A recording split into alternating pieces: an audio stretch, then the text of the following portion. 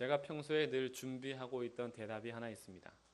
주님께서 다시 오셨을 때 잘하였도다 착하고 충성된 종아 이렇게 하시면 저는 무익한 종이오니 해야 할 일을 했을 뿐입니다 라는 대답을 항상 마음에 염두에 두고 야 진짜 멋진 대답이다 라는 생각을 늘 하곤 했습니다. 그러다가 한 2달 전인가요?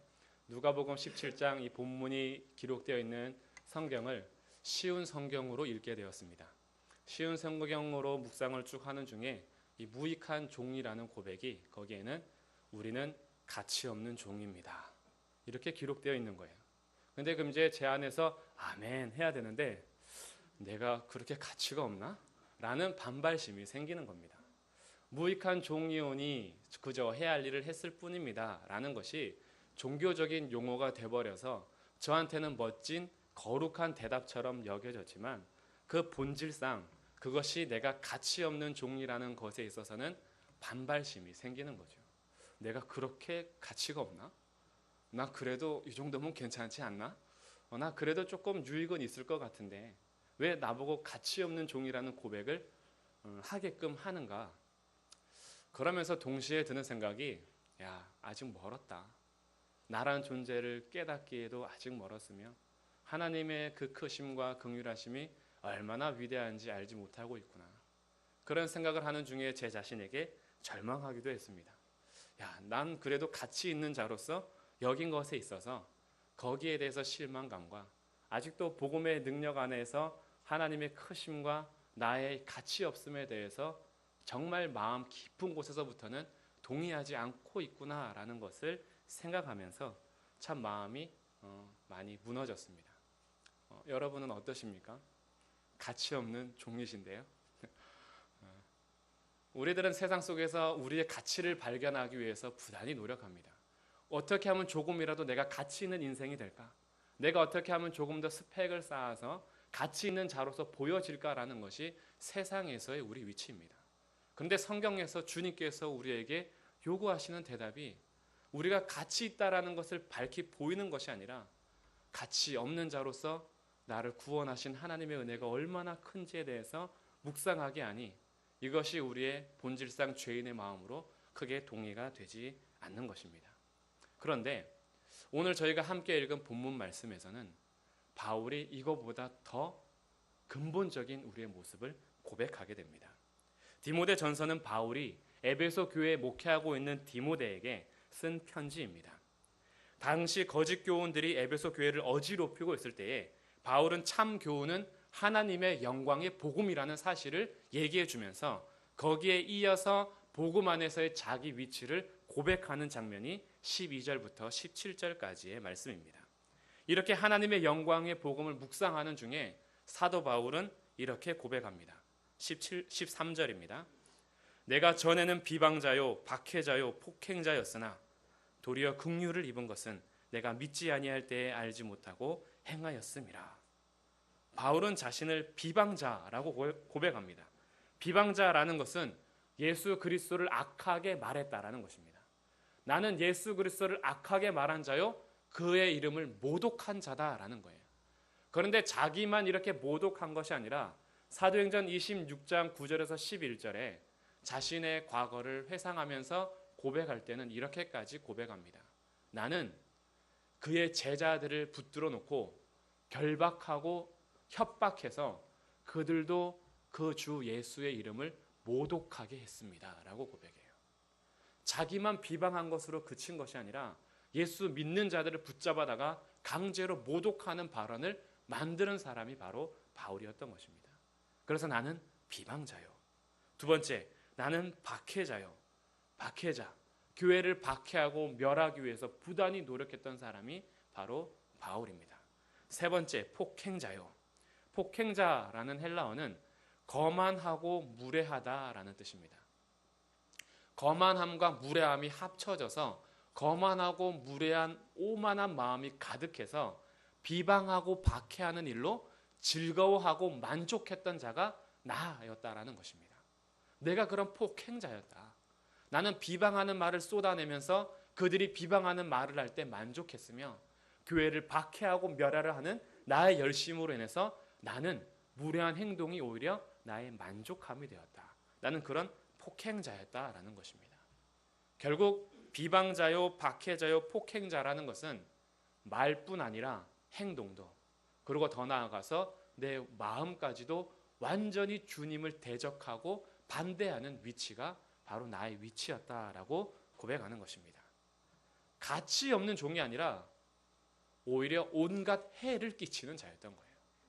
가치 없는 주의 종이라는 고백에서 더 낭떠러지에 떨어져서 나는 박해하고 비방하고 폭행하던 자였습니다. 그래서 그는 15절 끝에서 이렇게까지 고백합니다. 내가 죄인 중에 내가 괴수니라. 괴수라는 헬라어는 프로토스입니다. 이것은 서열상 첫째라는 의미예요. 죄인 중에 내가 첫째다라는 겁니다. 죄인 중에 내가 으뜸이다라는 거예요. 죄인 중에서 내가 우두머리다라는 뜻입니다. 이렇게 자기가 고백하는 것은 주님과의 관계가 깊어지면 깊어질수록 더욱더 낭떠러지에 떨어지는 고백이 됩니다. 처음에 3차 여행 중에 고린도전서 편지를 쓰면서 고린도전서 15장 9절에서는 이렇게 고백한 바 있습니다. 나는 사도 중에 가장 작은 자다. 3차 전도여행이 끝나고 로마 감옥에 갇혔을 때 에베소서 3장 8절에서는 이거보다 조금 더 깊게 들어갑니다. 모든 성도 중에서 지극히 작은 자보다 더 작은 나다. 사도 중에 비교 대상이 아니에요. 성도 중에서 가장 작은 자보다 더 작은 자신을 발견하게 됩니다. 그리고 이제 2차 감옥에 갇히기 직전에 디모데 전서에서는 주님과의 관계가 더 깊어진 상태에서 자신을 고백하기론 성도 중에서 비교할 게 아니다. 죄인 중에 내가 우두머리다. 죄인 중에서도 내가 으뜸 가는 죄인이다 라는 고백을 하게 됩니다. 이것은 객관적인 비교에서 나오는 평가가 아닙니다. 죄인들을 다 모아놓고 그 중에서 바울이 제일 나쁜 놈이야 이렇게 평가하는 것이 아니에요. 이것은 영광의 복음 앞에 자신을 맞대해 보니 그 거룩하신 하나님 앞에서 더 이상 비교 대상이 없을 정도로 비참해진 자신의 상태를 고백하는 것입니다. 감히 사도들과 비교하는 것이 아니요, 성도들보다 비교하는 것이 아니라 죄인 중에서도 가장 큰 죄인으로서 고백할 수밖에 없는 자신의 이 비참한 상태를 고백하는 것이죠.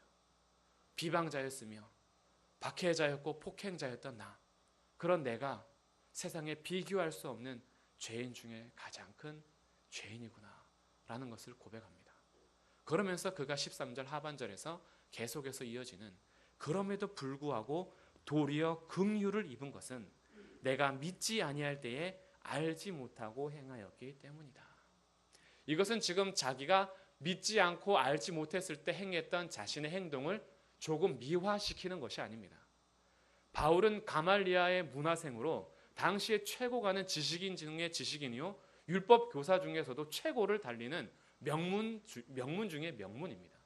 할 만큼 했던 사람이고 학식이 높았으며 자신의 위치도 얼마나 위대했는지 대표로 예수 믿는 자를 가두는 사람이 바울이었던 것입니다. 그런데 그가 고백하는 것은 나는 알지 못한 자였다라는 거예요. 율법에 정통한 자가 이런 고백을 쏟아내는 겁니다. 율법을 거의 외우다시피 달달 외워서 하나님 앞에 그렇게 열심으로 충성했던 자가 내가 무지했다라는 거예요. 몰랐다라는 것입니다. 왜냐하면 믿지 않고 있었기 때문에. 오늘날 우리들의 가장 큰 문제는 내가 다 안다라는 데 있습니다. 나는 알고 있다라는 것이 문제예요. 오늘날 모든 지식을 동원하고 과학을 동원해도 우주의 크기를 잴 수 없어서 그 크기조차 잴 수 없는 인간이 하나님께서 우주를 손바닥에 두고 계시는데 어떻게 하나님을 알 수 있겠습니까? 우리는 하나님을 다 알 수가 없습니다. 자신의 머리카락도 세지 못하는 인간이 어떻게 자신의 상태를 깊이 깨달을 수 있겠습니까? 자신의 내면 상태나 자신의 생각, 자기의 심리 상태마저 몰라서 불안해하는 우리 인간들이 어떻게 우리가 본질상 죄인으로 철저하게 죽어 마땅한 자라는 것을 어찌 다 알 수 있겠습니까? 주님께서 베풀으신 은혜로 믿음을 주시지 않는다면 우리는 하나님을 깨달을 수도 없으며 우리도 알 수 없는 것입니다. 바울은 지금 이 고백을 하는 거예요. 내가 아무리 율법에 정통한 바리새인 중에 바리새인이었으나 믿지 아니할 때에 나는 알지 못한 자였다. 나는 무지하여서 하나님 앞에서 열심을 한다고 했으나 그리스도를 전혀 알지 못한 자였으며 하나님과 관계가 전혀 되지 않은 자였다라고 자신의 상태를 고백하는 것입니다. 이제는 더 이상 하나님 앞에서 뒤집혀서 비교 대상이 될 수 없을 정도로 죄인 중에 괴수인 내가 여전히 믿지 않음으로 인하여서 알지 못하던 자신의 상태를 회상하면서 이런 자에게 그럼에도 불구하고 긍휼을 베푸신 것은 주님께서 사랑과 믿음으로 은혜가 풍성했기 때문이다라는 것을 14절에서 고백하고 있습니다. 우리 주의 은혜가 그리스도 예수 안에 있는 믿음과 사랑과 함께 넘치도록 풍성하였도다. 하나님과 예수 그리스도의 관계가 깊어지면 깊어질수록 자신의 존재는 비참한 상태에 이르렀다라는 것을 고백하면서 그 고백이 끊어지면 끊어질수록 깊어지면 깊어질수록 도리어 드러나는 것은 사랑과 믿음, 하나님께서 허락하신 은혜의 풍성함이라는 것입니다. 이것을 고백하면서 지금 바울은 영광의 복음 앞에 자신의 존재를 낱낱이 드러내는 거고 있는 것이죠. 이렇게 하나님께서 허락하신 선물, 믿음이 없이는, 하나님께서 베푸시는 사랑이 없이는, 주님께서 베푸시는 은혜가 없이는 아무도 주님 앞에 설 수 있는 자가 없을 터인데, 우리는 우리의 정체성을 망각하고 우리 자신에 대해서 잊어버린 채 예수 그리스도께서 오심을 너무나 당연하게 여기고 있는 것이 문제입니다. 다 안다라는 지식 안에서, 다 안다라는 우리의 고백 안에서 오히려 주님께서 오셨음에 대해서 당연히 나를 위해서는 오셔야 되는 것으로 착각하는 위치에 서게 됩니다. 그러다 보니 가치 없는 존재라는 자신의 정체성에 맞닥뜨리게 되면 오히려 가치 없는 자가 아니라 안다라고 행하는 말들이 비방이요, 안다라고 행하는 행동들이 박해요. 우리의 온 마음이 오만하고 무례하여서 폭행자로서 있음에도 불구하고 그것을 알지 못한 채 내가 가치 없는 자인가라는 것에 분노하고 마음이 속상해하는 것이죠. 오히려 하나님께서 허락하신 선물은 당연한 것이 아닙니다. 주님께서 왜 나 같은 자를 구원하셔야 합니까? 주님께서 왜 나 같은 자를 위해서 이 세상에 오셔야 합니까? 주님께서는 오시지 않아도 해를 끼치는 분이 아닙니다. 거기에 대해서 전혀 흠을 잡히실 만한 분이 아닙니다. 주님께서는 우리를 위해서 오실 이유가 없습니다. 그런데 주님께서 오셨습니다. 그래서 15절에서는 이렇게 고백합니다. 믿보다 모든 사람이 받을 만한 이 말이요, 그리스도 예수께서 죄인을 구원하시려고 세상에 임하셨다. 예수님께서 이 땅에 오신 이유는 조금의 유익을 끼칠 수 있는 자를 구원하기 위함이 아니고, 가치 있는 자를 구원해서 더 가치 있게 만들기 위함이 아니라, 예수님께서 이 땅에 오신 것은 죄인을 구원하러 오셨습니다. 자기를 반역하고 끊임없이 비방하며 박해하고 폭행하는 자들을 주님께서는 긍휼을 베푸셔서 구원하시기 위해서 오신 것입니다. 그리고 이것은 모든 사람이 받을 만한 신실한 하나님의 말씀이라는 것입니다. 누구든지 오라는 거예요. 돈 없는 자도 오라, 목마른 자도 오라, 지치고 상해서 무너져 있는 자들도 오라. 자기의 의로 서기 위해서 날마다 자신을 이렇게 세우지만 도무지 자기의 힘으로 이뤄질 수 없는 모든 자들이여 예수께 오라. 예수님께서 죄인을 구원하기 위해서 이 땅에 오셨다라는 겁니다. 나 같은 죄인을 구원하기 위해서 세상에 오신 것입니다. 그래서 사도 바울은 자기가 이렇게 못난 자였으며 박해자였고 폭행자였으나 주님께서 자기에게 긍휼을 입히신 까닭을 16절에서 고백합니다. 내가 긍휼을 입은 까닭은 예수 그리스도께서 내게 먼저 일체 오래 참으심을 보이사 후에 주를 믿어 영생 얻는 자들에게 본이 되게 하려 하십니다. 내가 지식이 많아서가 아니다. 내가 바리새인 중에 바리새인이어서도 아니다. 내가 율법에 정통해서도 아니다. 나를 구원하시며 뭔가 쓸모가 있어서가 아니라 주님께서 나를 구원하신 이유는 나 같은 자도 구원하시는 하나님의 오래 참으심, 나 같은 자도 구원하시는 하나님의 은혜가 얼마나 큰지 본을 삼기 위함이다. 주님께서 우리를 구원하신 것은 내가 조금의 가치가 있어서가 아닙니다. 나 같은 자를 구원하신 하나님의 무한하신 은혜를, 긍휼을 보이시기 위함입니다. 이것을 진심으로 믿으십시오. 내가 죄인 중에 괴수임을 믿고 나의 비참한 상태를 깨달을 때마다 오히려 나 같은 자를 구원하신 하나님의 은혜가 얼마나 큰지 깨달으십시오. 주님께서 우리를 위해서 세상에 오신 것은 당연한 것이 아닙니다. 당연하지 않는 일이요, 있을 수 없는 일입니다. 그런데 주님께서 죄인을 구원하시기 위해서 세상에 오셨습니다. 우리가 주님을 원하지 않고 있을 때, 전혀 주님을 생각하지도 않고 필요로 하지 않고 있을 때, 무가치한 나를 위해서 주님께서 오셨습니다. 그렇게도 원하셨습니다. 비방자를 구원하기를. 그렇게도 갈망하셨습니다. 박해자를 구원하기를. 그렇게도 우리가 원하지 않을 때 오히려 주님께서 먼저 원하셨고 먼저 택하셨으며, 주님께서는 자신의 아들을 이 땅 가운데 보내주셨습니다. 세상의 헛된 영광을 쫓아가는 죄인들을 위해서 진짜를 따라갈 수 있도록 예수 그리스도를 이 땅에 보내시고 주님께서 이 땅에 오신 것입니다. 그래서 폭행자를 용서하시고 구원하셨습니다. 내가 과연 구원받을 만한 자입니까? 내가 어떻게 구원받을 만한 자입니까? 그런데 이런 나를 구원하시기 위해서 예수님께서 세상에 오신 것입니다. 우리가 매년 기다리고 기념하는 성탄절은 우리가 그저 즐거운 연휴로 인하여서 먹고 마시고 즐거워하는 그런 기념일이 아닙니다. 우리가 성탄절을 한 날로 결정해서 한 모든 교회가 그날을 기념하는 이유는 하나님 앞에 진실하게 경배하고 찬양하고 예배하기 위한 날인 것입니다. 물론 가족들이 함께 모여서 정말 아름다운, 정말 맛있는 식사를 할 수 있습니다. 그러나 그 식사하는 목적을 분명히 기억하셔야 합니다. 주님께서 우리의 가족을 구원하기 위해서 이 땅에 오셨음에 대해서 감사를 나누는 식탁의 교제가 되십시오. 우리의 성탄절은 선물을 주고받기 위해서 서로 즐거워하고 기뻐하는 인간의 유익과 기쁨을 위해서 있는 성탄절이 아닙니다. 이 날은 오직 하나님께 영광이요, 땅에서는 그분으로 인하여서 기뻐하는 날인 것입니다. 그날을 기다리고 열망하는 것이죠. 우리가 열망하기 전에 이미 하나님께서 먼저 갈망하셔서 구원하시기를 먼저 작정하셔서 구원하시기를 먼저 기뻐하셔서 영광을 받으셨고 이 땅 가운데 진짜 기쁨을 주신 것을 기념하는 날이 성탄절인 것입니다. 그런데 이렇게 오래 참으셔서 우리를 구원하신 주께서는 우리를 그저 비참한 상태에서 구원하는 자리로만 두신 것이 아니라 우리의 진짜 감사함은 이보다 더 확장됩니다. 그것이 12절 말씀입니다.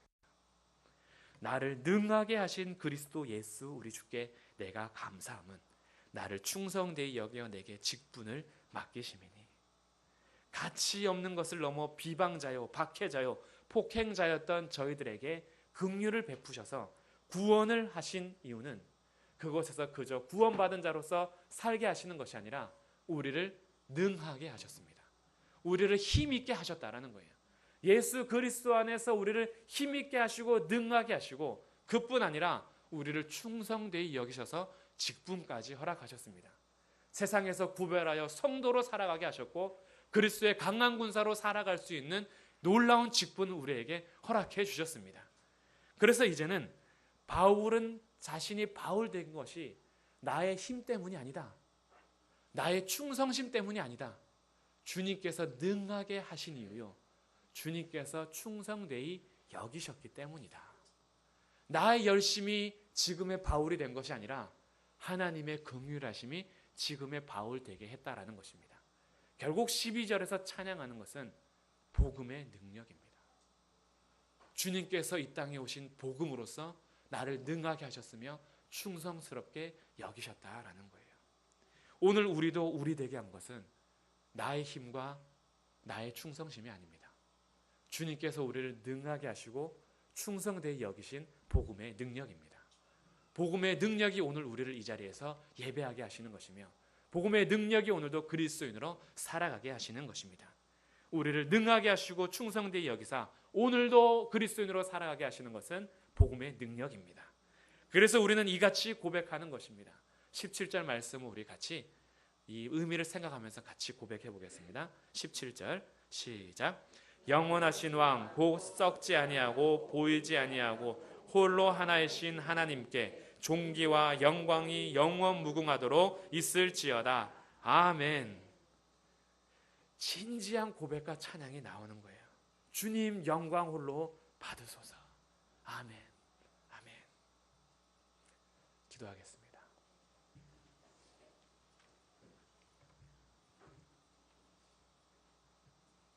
하나님, 저희들은 우리의 위치가 가치 없다라는 것만 여겨도 우리의 상태가 오만하고 무례한 자가 되어서 하나님 앞에 대적하는 마음이 생깁니다. 그러나 우리가 무가치한 존재일 뿐 아니라 우리가 말하는 것마다 사실 예수 그리스도를 반역하는 비방이었으며 주님을 알지 못하고 행할 때의 모든 행동들이 박해자였으며 주님을 알지 못하고 믿지 않았을 때 우리 모든 마음이 폭행자였음을 주의 말씀을 통해서 다시 한번 깨닫게 됩니다. 전혀 구원받을 수 없는 저희들이 위치요, 전혀 주님 앞에 설 수 없는 저희들을 국률이 풍성하신 하나님께서 우리에게 은혜를 베푸셔서 믿음과 사랑의 충만한 가운데 저희를 부르셔서 복음의 능력 가운데 우리를 능하게 하셨으며 충성스럽게 여기셔서 성도로 살아갈 수 있는 직분까지 허락해 주셨습니다. 하나님, 주님을 찬송합니다. 우리의 비참한 상태를 깨달을 때마다 주님의 높고 높으신 긍휼을 깨닫게 하시고 하나님의 은혜를 깨닫고 오직 홀로 영광 받으실 하나님 앞에 모든 찬송과 영광과 존귀를 올려드리오니 주님 오늘도 영광 홀로 받아 주옵소서. 우리 주 예수 그리스도의 이름으로 기도드립니다.